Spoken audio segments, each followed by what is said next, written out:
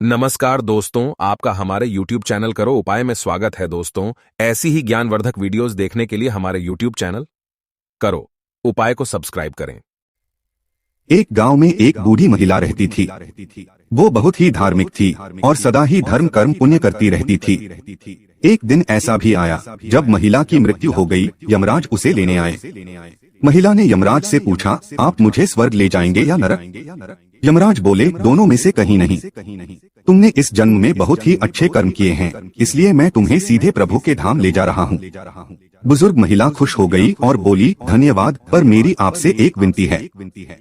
मैंने यहाँ धरती पर सबसे स्वर्ग और नर्क के बारे में बहुत सुना है। मैं एक बार इन दोनों जगहों को देखना चाहती हूँ। यमराज बोले, तुम्हारे कर्म अच्छे हैं, इसलिए मैं तुम्हारी यह इच्छा पूरी करता हूँ। चलो हम स्वर्ग और नरक के रास्ते से होते हुए प्रभु के धाम चलेंगे। दोनों चल पड़े। सबसे पहले नरक आया। नरक में बुजुर्ग महिला ने जोर जोर से लोगों के रोने की आवाज सुनी। नरक में सभी लोग दुबले पतले और बीमार दिखाई दे रहे थे। महिला ने एक आदमी से पूछा, यहाँ आप सब लोगों की ऐसी हालत क्यों है? आदमी बोला, तो और कैसी हालत होगी मरने के बाद। जब से यहाँ आए हैं हमने एक दिन भी खाना नहीं खाया। भूख से हमारी आत्माएं तड़प रही हैं।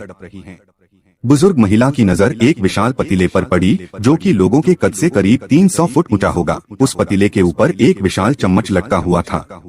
उस पतीले में से बहुत ही शानदार खुशबू आ रही थी। बुजुर्ग महिला ने उस आदमी से पूछा, इस पतीले में क्या है? आदमी मायूस होकर बोला, ये पतीला बहुत ही स्वादिष्ट खीर से हर समय भरा रहता है। बुजुर्ग महिला ने हैरानी से पूछा, इसमें खीर है? तो आप लोग पेट भर के ये खीर खाते क्यों नहीं? भूख से क्यों तड़प रहे हैं? आदमी रो रो कर बोलने लगा, कैसे खाए?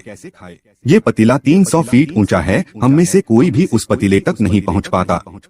बुजुर्ग महिला को उन पर तरस आ गया। सोचने लगी, बेचारे खीर का पतीला होते हुए भी भूख से बेहाल हैं। शायद ईश्वर ने इन्हें ये ही दंड दिया होगा। यमराज बुजुर्ग महिला से बोले, चलो हमें देर हो रही है। दोनों चल पड़े। कुछ दूर चलने पर स्वर्ग आया। वहाँ पर बुजुर्ग महिला को सबकी हंसने खिलखिलाने की आवाज सुनाई दी। सब लोग बहुत खुश दिखाई दे रहे थे। उनको खुश देखकर बुजुर्ग महिला भी बहुत खुश हो गई। पर वहाँ स्वर्ग में भी बुजुर्ग महिला की नजर वैसे ही 300 फुट ऊंचे पतीले पर पड़ी जैसा नरक में था। उसके ऊपर भी वैसा ही चम्मच लटका हुआ था। बुजुर्ग महिला ने वहाँ लोगों से पूछा, इस पतीले में क्या है? स्वर्ग के लोग बोले, इसमें बहुत स्वादिष्ट खीर है। बुजुर्ग महिला हैरान हो गई। उनसे बोली, पर ये पतीला तो 300 फीट ऊंचा है। आप लोग तो इस तक पहुंच ही नहीं पाते होगे। उस हिसाब से तो आप लोगों को खाना मिलता ही नहीं होगा। आप लोग भूख से बेहाल होगे। पर मुझे तो आप सभी इतने खुश लग रहे हो, ऐसे कैसे? लोग बोले, हम तो सभी लोग इस पतीले में से पेट भर के खीर खाते हैं। महिला बोली, पर कैसे? पतीला तो बहुत ऊंचा है। लोग बोले, तो क्या हो गया, पतीला ऊंचा है तो? यहाँ पर कितने सारे पेड़ हैं। ईश्वर ने ये पेड़ पौधे, नदी, झरने हम मनुष्यों के उपयोग के लिए तो बनाए हैं।